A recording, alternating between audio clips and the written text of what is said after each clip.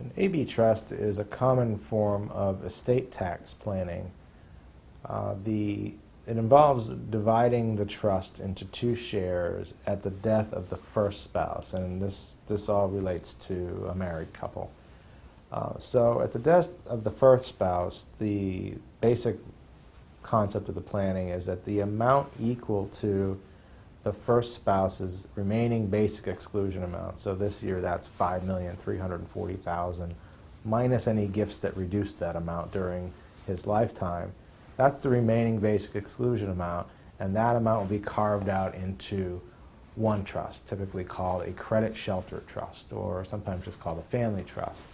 And all of the other assets are then distributed or held separately in the form of a marital trust. And the marital trust qualifies for something called a marital deduction, which is completely exempt from estate tax. So we've taken the part that would otherwise be exempt from estate tax because it's the basic exclusion amount. We've set that aside, and that actually bypasses the second spouse's estate at the death of the second spouse. So it really just sort of sits off to the side. Although sometimes and many times, the spouse is also a beneficiary of that trust.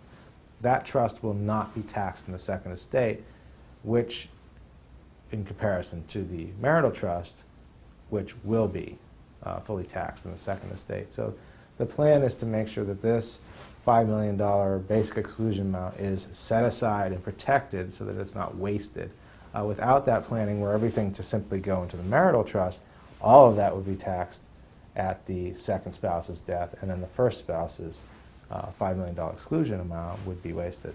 There are concepts now dealing with portability of the exclusion between the spouses, but the AB trust is a very intentional way of making sure that basic exclusion amount is protected.